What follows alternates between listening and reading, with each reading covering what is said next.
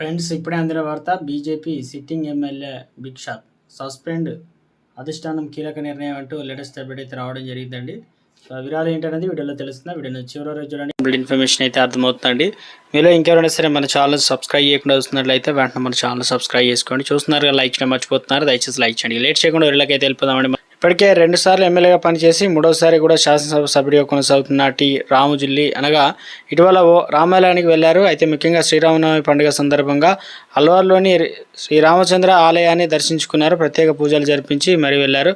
అయితే ఈ విషయం తెలుసుకున్న బీజేపీ నేత జ్ఞానదేవ్ అహూజా తీవ్ర ఆగ్రహం వ్యక్తం చేశారు. కాంగ్రెస్ పార్టీకి చెందిన దళిత ఎమ్మెల్యే రాకతో ఆలయం అపవిత్రమైందని ఆరోపించారు. వెంటనే ఆలయాన్ని శుద్ధి చేయాలని చెబుతూ గంగాజలం తీసుకొచ్చారు.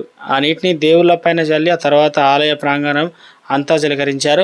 ఆపై ఆలయ శుద్ధి అయిందంటూ ప్రకటించారు. ఆ సమయంలో పలువురు దీన్ని వీడియో తీసి సోషల్ మీడియాలో పెట్టగా నెటిజన్లో వైరల్ అయింది. ముఖ్యంగా ఈ వీడియో చూసినటువంటి కాంగ్రెస్ నేతలు తీవ్రంగా ఆగ్రహం వ్యక్తం చేశారు.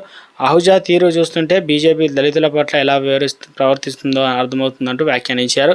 అంటరానితనం చాలా నేరం అంటూనే బీజేపీ దళితులను తీవ్రంగా ద్వేషిస్తుందని చెప్పుకొచ్చారు. దళితుల పూజలు చేయడాన్ని వాళ్ళు జీర్ణించుకోలేరని ఆరోపించారు. తాను చేసిన పని తీవ్ర వివాదాస్పదం కావడంతో బీజేపీ నేత జ్ఞానదేవ్ అహూజా స్పందించారు. తనకు టీకా రామ్పై వ్యక్తిగతంగా ఎలాంటి ద్వేషం లేదని చెప్పుకొచ్చారు. అలాగే తనకు దళితులపైన కూడా కోపం లేదని, కాకపోతే కాంగ్రెస్ పార్టీ అంటే మాత్రం నచ్చదని చెప్పారు. రామసేతు లేనిదనేది అది కేవలం హిందువుల కల్పనే అని కాంగ్రెస్ పార్టీ చెబుతుంది. మరి అలాంటప్పుడు ఆ నేతలు ఆలయానికి ఎందుకు రావాలని ప్రశ్నించారు. అలాంటి వాళ్ళు రావడం నచ్చకే తాను ఆలయ శుద్ధి చేసినట్టు వివరించారు. కానీ దీన్ని బీజేపీ అధిష్టానం సైతం సమర్థించలేదు. ముఖ్యంగా ఆలయ శుద్ధి చేసిన బీజేపీ నేత జ్ఞానదేవ్ అహూజా పార్టీ నుంచి సస్పెండ్ చేసినట్లు ప్రకటించారు. ఇందుకు సంబంధించి ఇప్పటికే బీజేపీ ఎంపీ సీనియర్ నేత దామోదర్ అగర్వాల్ షోకాజ్ నోటీసులు అయితే జారీ చేసినట్లు వివరించారు. 3 రోజుల్లో అందుకు సంబంధించిన వివరణ ఇవ్వాలని డిమాండ్ చేశారు. ఒకవేళ వివరణ ఇవ్వకపోతే క్రమశిక్షణ చర్యలు తీసుకుంటామని వెల్లడించారు.